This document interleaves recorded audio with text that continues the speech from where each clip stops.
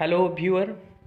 आज हम वीडियो के इस सेगमेंट में हम एंटीबायोटिक का चौथा सेगमेंट यहाँ पे डिस्कस करेंगे, जो कि according to nucleic acid synthesis and as a anti metabolite के हिसाब से ड्रग एंटीबायोटिक जो है वो कैसे काम दिखाता है, यहाँ पे हम डिस्कस करेंगे। तो हम पहले वाले सेगमेंट वीडियो में हम inhibition of cell wall synthesis, cell membrane function inhibitor and inhibition of protein synthesis discuss कर चुके हैं। यहाँ पे हम inhibition of nucleic acid synthesis and anti metabolite, ये दो पार्ट हम कवर करेंगे। तो inhibition of nucleic acid synthesis वाली एंटीबायोटिक कैटेगरीज में बेसिकली दो ड्रग आते हैं, एक क्विनोलोन्स ग्रुप से जिसे हम फ्लोरोक्विनोलोन्स भी बोलते हैं, और एक आता है रिफाम्पिसिन जो कि एक एंटी माइकोबैक्टीरियम के हिसाब से यूज होता है, ट्यूबरकुलोसिस के ट्रीटमेंट में यूज होता है। तो ये क्विनोलोन्स ग्रुप को अकॉर्डिंग टू जनरेशन मीन्स उसका जो डेवलपमेंट है और प्रोडक्शन है उसके हिसाब से डिवाइड किया गया है। First generation, second generation, third generation and fourth generation में। और फर्स्ट जनरेशन ड्रग जो है वो ग्राम नेगेटिव ऑर्गेनिज्म में बहुत ज़्यादा इफेक्टिव है, और इसका एग्जांपल है नालिडिक एसिड, सिनोक्साजिन, और जैसे कि ये यूरिनरी ट्रैक्ट इन्फेक्शन में बहुत ज़्यादा यूज होता है फर्स्ट जनरेशन वाले ड्रग। सेकंड जनरेशन वाले ड्रग भी ग्राम नेगेटिव में बहुत ज़्यादा इफेक्टिव है, ग्राम पॉजिटिव में भी इफेक्टिव है, लेकिन ये स्ट्रेप्टोकोकस और न्यूमोनिया बैक्टीरियल इन्फेक्शन में बहुत ज़्यादा ये इफेक्टिव नहीं है। और सेकंड जनरेशन के अंदर आते हैं नोरफ्लोक्सासिन, ओफ्लोक्सासिन और लोमीफ्लोक्सासिन, सिप्रोफ्लोक्सासिन। ये फ्लोक्सासिन वाले ड्रग जो है वो क्विनोलोन्स और फ्लोरोक्विनोलोन्स में आते हैं। वैसे ही थर्ड जनरेशन में ये आते हैं जो कि ग्राम पॉजिटिव में बहुत ज़्यादा इफेक्टिव है, और पेंसिलिन सेंसिटिव और पेंसिलिन रेजिस्टेंट ड्रग में, पेंसिलिन रेजिस्टेंस पेशेंट में ये यूज हो सकता है। और इसका जो एग्जांपल है लिवोफ्लोक्सासिन, गैटिनोफ्लोक्सासिन, स्पारोफ्लोक्सासिन, मॉक्सीफ्लोक्सासिन, ये सब हो गया थर्ड जनरेशन का। एंड फोर्थ जनरेशन में आता है it has same as third generation plus broad anaerobic coverage, means यहाँ पे थोड़ा मतलब उसका जो इफेक्टिवनेस है पॉजिटिव और नेगेटिव में ये ज़्यादा बढ़ जाता है as compare to third generation. और यहाँ पे जो 4G में अपडेट होगी एक ही ड्रग आया है जिसे बोलते हैं ट्रोफ्लोक्सासिन। और ये सल्फोनामाइड वाले, ये क्विनोलोन वाले ग्रुप जो हैं वो ज़्यादातर ओरली एब्जॉर्ब होते हैं, और 80 से 90% उसका बायोअवेलेबिलिटी रहता है, और मतलब ये distribute all over the body tissue हो पाता है, लेकिन ये इंट्रासेलुलर में कंसंट्रेट हो जाता है, डिपोजिट हो जाता है। और बेसिकली ये कंसंट्रेट होता है प्रोस्टेटिक टिश्यू मीन्स जो प्रोस्टेट ग्लैंड रहता है, और मेल प्राइवेट पार्ट में, और रिप्रोडक्टिव सिस्टम में प्रोस्टेट ग्लैंड जो रहता है उसमें एक्सक्रीशन के दौरान ये बहुत ज़्यादा डिपोजिट हो जाता है, इसीलिए किडनी को इफेक्ट करता है। वैसे मेटाबोलाइज होता है लीवर में, और एक्सक्रीट होता है यूरिन एंड बाइल में। एंड इसका जो मैकेनिज्म एक्शन है ये बैक्टीरिसीडल ड्रग है। एंड ये जो है मतलब बैक्टीरिया का जो एक एंजाइम रहता है डीएनए गायरेज, जिसकी मदद से वो डीएनए आरएनए सिंथेसिस करता है और उसका ग्रोथ मतलब बढ़ाता है बैक्टीरिया, उसे इनहिबिट करता है। एंड उसकी वजह से फॉल्टी डीएनए, यहाँ पे super coiling of DNA means faulty DNA produce होगा, और उसके बाद डीएलए रेप्लिकेशन नहीं हो पाएगा, और बैक्टीरिया जो है वो अपना ग्रोथ नहीं कर पाएगा और ख़त्म हो जाएगा और मर जाएगा। उसके बाद उसका जो यूज़ है एंड यूरिनरी ट्रैक्ट इन्फेक्शन और प्रोस्टेट ग्लैंड इन्फेक्शन में ये यूज होता है। एसटीडी में यूज होता है जैसे कि गोनोरिया, क्लाइमिडिया जैसी बीमारी में। रेस्पिरेटरी ट्रैक्ट इन्फेक्शन में भी यूज होता है। जीआईटी इन्फेक्शन में भी यूज होता है जैसे कि टाइफाइड फीवर हो गया। देन ओस्टियोमाइलिटिस मीन्स ये बोन इन्फेक्शन में भी यूज होता है। And multi drug resistant TB means tuberculosis में, अगर ट्यूबरकुलोसिस में भी ये मल्टी ड्रग हिसाब से ही यूज होता है। एंड उसके बाद आता है उसका कुछ साइड इफेक्ट और एडवर्स इफेक्ट, जैसे कि हाइपर सेंसिटिविटी मीन्स ईचिंग विचिंग हो गया, रेड पैचेस हो गया, वो होता है। फोटो सेंसिटिविटी मीन्स जो सनस्क्रीन्स और मीन्स क्या बोलते हैं सूरज की किरणों से ये हानि पहुंचा सकता है इस ड्रग लेने के दौरान।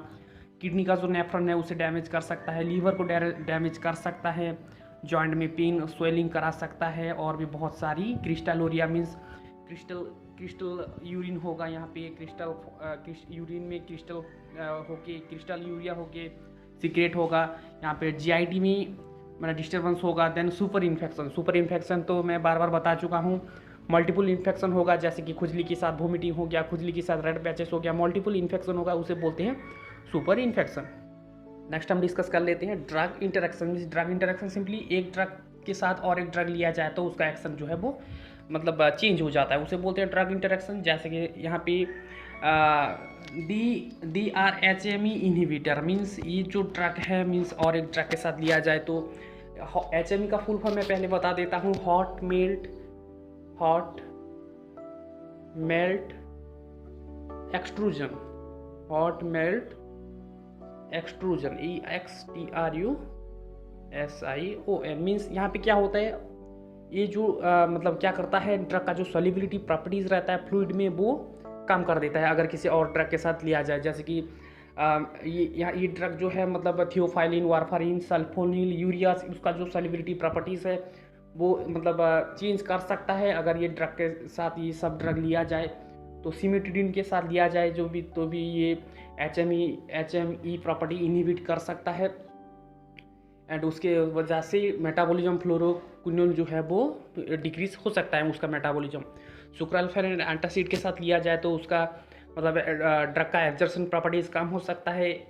और थियोफाइलिन एंड पेन किलर के साथ लिया जाए तो ये सीजर अटैक करा सकता है। सीजर मीन्स ये होता है जैसे कि क्या बोलते हैं उसका बीमारी का नाम, हाँ एपिलेप्सी बोलते हैं उस बीमारी को जिसमें सीजर अटैक आता है। मीन्स सीजर अटैक मीन्स जो हमारा जो टीथ जॉ जो है वो टाइट हो जाएगा, मसल्स जो है वो रिजिड हो जाएगा, कंट्रैक्शन रिलैक्सेशन ठीक तरीके से नहीं हो पाएगा, उसे बोलते हैं सीजर। नेक्स्ट ड्रग जो है वो है रिफाम्पिसिन और ये जो है मतलब जो बैक्टीरिया का RNA सिंथेसिस है उसे इनहिबिट करता है एंड उसके बाद ये ओरली लिया जाए तो ठीक तरीके से एब्जॉर्ब हो पाता है एंड यूरिन से और बाइल से एक्सक्रीट हो जाता है और लीवर में मेटाबॉलिज्म होता है। एंड ये जो ड्रग है वो हाईली प्रोटीन बाउंड है एंड सेरेब्रोस्पाइनल फ्लूइड में भी ये पेनिट्रेट कर सकता है, मीन्स ब्रेन को ये स्टिमुलेट कर सकता है एंड उसकी वजह से कई कबार ये जो है ब्रेन में मेनिंजियल इन्फ्लामेशन कराता है रिफाम्पिसिन। और ये रिफाम्पिसिन ड्रग जो है वो बेसिकली माइकोबैक्टीरियम इन्फेक्शन में यूज होता है, जैसे कि माइकोबैक्टीरियम ट्यूबरकुलोसिस, माइकोबैक्टीरियम लेप्रा जो कि TB और लेप्रोसी कराते हैं उस डिजीज़ के दौरान, ट्रीटमेंट के दौरान ये यूज होता है। और ये रिफाम्पिसिन जब लेते हैं तो ये यूरिन का कलर चेंज कर देता है, स्वेट का कलर चेंज कर देता है, टीयर का कलर चेंज कर देता है, लेकिन ये सब जो है चेंजेस जो है वो हार्मलेस है, कोई हार्म नहीं दिखाता। और ये रिफाम्पिन को अगर कीटोकोनाजोल के साथ लिया जाए, क्लोरामफिनोल के साथ लिया जाए तो ये serum level of this drug को this properties lower the serum level of this drug. यहाँ पे एक बात बोला गया है कि सीरम, एक होता है सीरम एंड दूसरा होता है प्लाज्मा। ये दोनों के बीच में क्या डिफरेंस है, मतलब क्या पता है तुम लोगों को, बेसिक डिफरेंस क्या है इन दोनों के बारे में? चलो कमेंट बॉक्स पे बताओ, जिसे पता है और जिसे मतलब पता नहीं है तो मुझे पूछ सकते हो, मैं बता दूंगा, लेकिन एटलीस्ट ट्राई करो कि गैस करके कमेंट बॉक्स पे बताने के लिए जिसको पता है।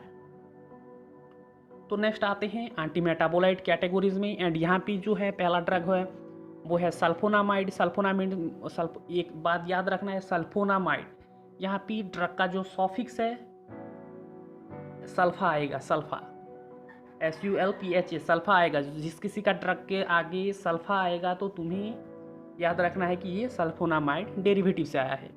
और ये सल्फोनामाइड डेरिवेटिव में मतलब कुछ रैपिडली एब्जॉर्ब ड्रग होता है, कुछ पोरली एब्जॉर्ब ड्रग होता है और कुछ एजेंट जो है वो टोपिकली एक्सटर्नली यूज होता है। रैपिडली एब्जॉर्ब ड्रग जैसे कि सल्फाडाइजिन, सल्फामेराजिन, सल्फाइसोक्साजोल, ये सब ड्रग हैं जो कि रैपिडली एब्जॉर्ब हो पाते हैं।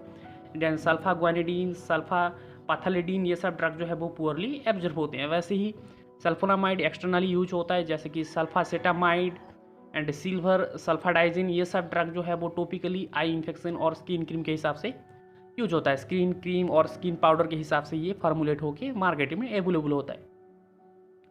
एंड इसका जो मैकेनिज्म एक्शन है, ह्यूमन बॉडी जो है वो फॉलिक एसिड सिंथेसिस नहीं कर पाता और फॉलिक एसिड हमें बॉडी में अचीव करने, और फॉलिक एसिड बहुत ही ज़रूरी है क्योंकि ये फॉलिक एसिड जो है वो रेड ब्लड सेल और ब्लड बनाने में मदद करता है। लेकिन हमें फॉलिक एसिड पाने के लिए बाहरी खाने से हमें मिलेगा, बाहरी खाने से, जैसे कि हम बॉडी में सिंथेसिस नहीं होगा। और कहाँ से मिलेगा? ग्रीन वेजिटेबल्स में और साइट्रस फूड में। साइट्रस फूड एक फूड कैटेगरीज है, और किसे साइट्रस फूड बोलते हैं ये भी चलो कमेंट बॉक्स पे बताओ। और ऑन द अदर हैंड ये जो बॉडी में हम खाने से हमें जो फॉलिक एसिड मिला वो बैक्टीरिया यूज़ नहीं कर पाता है। उसी फॉलिक एसिड खुद के बॉडी में खुद उसे प्रिपेयर करना पड़ता है और उसका ग्रोथ बढ़ाने के लिए। तो ऐसे तो बैक्टीरिया जो है वो दो कंपोनेंट्स को यूज करता है, एक है पाबा और एक है टेरिडिन। पाबा मीन्स पारा एमिनो ब्यूटेरिक एसिड। तो पहले ये दो कंपोनेंट्स को यूज करता है एंड उसके बाद एक एंजाइम जो कि डाईहाइड्रोटिरोइड सिंथेटेज नाम का एक एंजाइम को यूज करके ये तीनों मटेरियल्स मिलके फॉलिक एसिड वो फॉर्म करता है।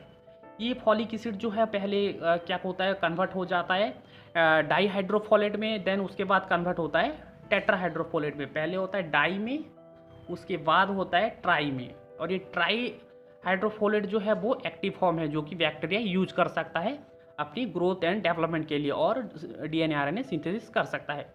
तो ये जो ड्रग है सल्फोनामाइड, ये फॉलिक एसिड सिंथेसिस नहीं करने देते बैक्टीरिया को एंड उसकी वजह से वो ग्रोथ नहीं हो पाता और मर जाता है। एंड यहाँ पे एक ग्राफिक्स के जरिए आप लोग देख सकते हो, जैसे कि पाबा और टेरिडिन यूज करके in presence of dihydropteroate synthetase dihydropteroic acid यहाँ पे लिखा है, और डाईहाइड्रोफॉलिक एसिड भी लिख सकते हो यहाँ पे। एंड उसके बाद जो है वो डाईहाइड्रोफोलेट सिंथेटेज की वजह से ये टेट्राहाइड्रोफोलिक एसिड में फॉर्म होता है। ये ड्रग जो है ये डाईहाइड्रोटिरोइड सिंथेटेज नाम का एंजाइम को इनहिबिट करता है सल्फोनामाइड, एंड उसकी वजह से ये जो फर्दर स्टेप है ये हो नहीं पाता और बैक्टीरिया का ग्रोथ हो नहीं पाता एंड बैक्टीरिया जो है वो खत्म हो जाता है। नेक्स्ट इसका जो फार्माकोकाइनेटिक डिस्कस कर लेते हैं। ये जो है रैपिडली एब्जॉर्ब हो पाता है ओरली लिया जाए तो, और बॉडी टिश्यू में भी अच्छे तरीके से डिस्ट्रीब्यूट हो पाता है। Blood brain barrier, placental barrier में भी ये क्रॉस कर सकता है, और प्लाज्मा प्रोटीन हाईली बाउंड होता है ये प्लाज्मा प्रोटीन, और बिलीरुबिन को रिप्लेस करता है, और कर्निचर इन न्यूनिट्स डेवलप कर सकता है। कर्निचर मीन्स मैं बता चुका हूँ कर्निचर क्या होता है। कर्निचर जो है वो एबनॉर्मल ब्रेन फंक्शन जो प्रोड्यूस करता है छोटे न्यूनिट्स में, छोटे बच्चों में जो कि न्यूबॉर्न है, उसमें कर्निचर मीन्स ब्रेन डिसफंक्शन क्रिएट करेगा। ये ड्रग का साइड इफेक्ट के हिसाब से भी लिख सकते हो।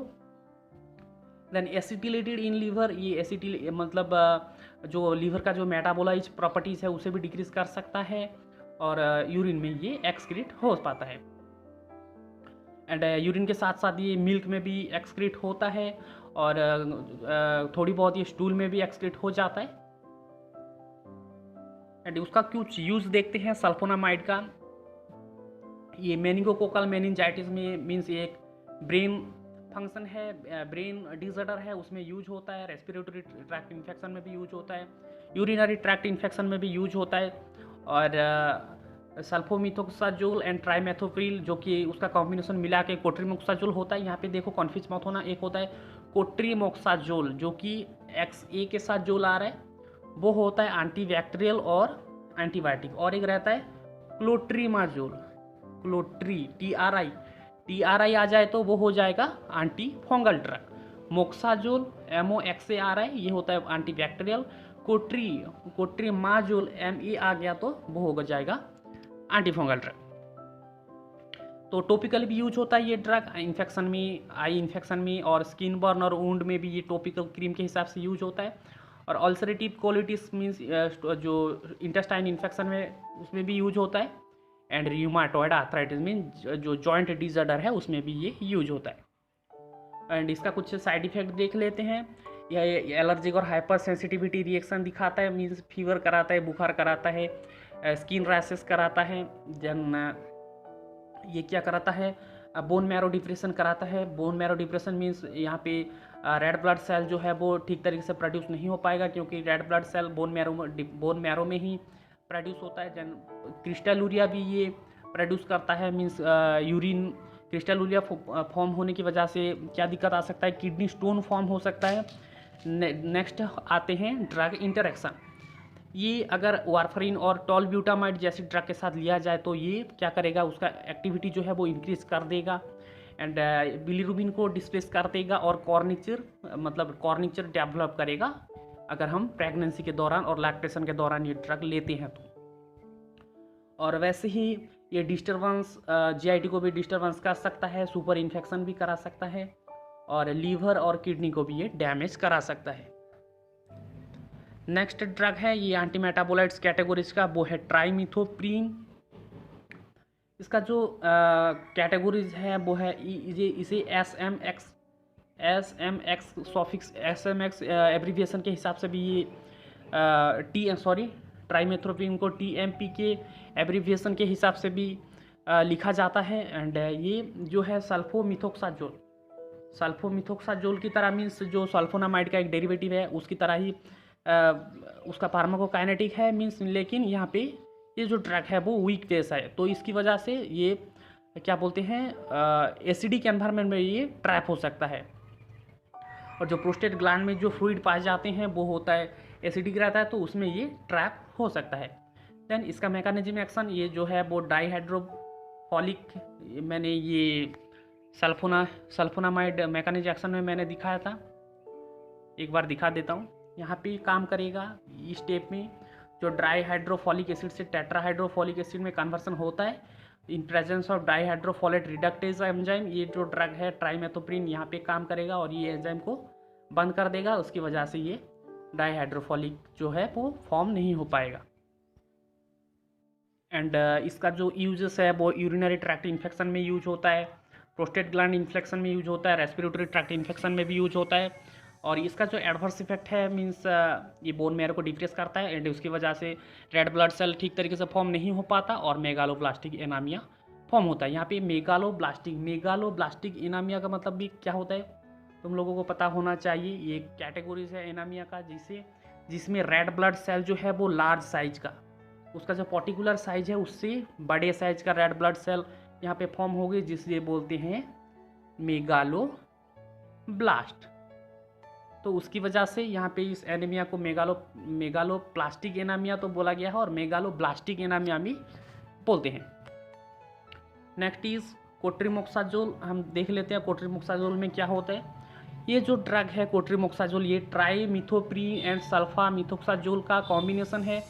ट्राइमिथोप्रीन 80 mg का रहता है एंड सल्फामिथोक्साजोल जो है वो 400 mg का रहता है। मीन्स ये जो ड्रग जो है 1:5 कॉम्बिनेशन में यूज हुआ है और ये बहुत ही ज़्यादा पावरफुल ड्रग है, मार्केट में इजीली प्रेस्क्राइब किया जाता है, ब्रॉड स्पेक्ट्रम ड्रग है।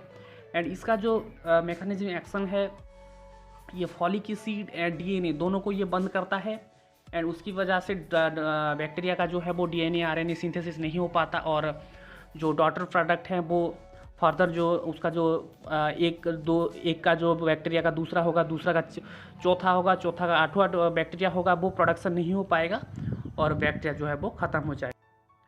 और ये यूज होता है रेस्पिरेटरी ट्रैक्ट इन्फेक्शन में, यूरिनरी ट्रैक्ट इन्फेक्शन में, प्रोस्टेट ग्लैंड इन्फेक्शन में और भी बहुत सारे इन्फेक्शन में ये यूज होता है। एंड इसका जो एडवर्स इफेक्ट है ये ट्राइमेथोप्रीन के साथ सेम है, मीन मेगालोब्लास्टिक एनामिया ये कराता है। So this is all about the topic antibiotic and or antibacterial. Hope you answer the topic. Have a good day. Thank you.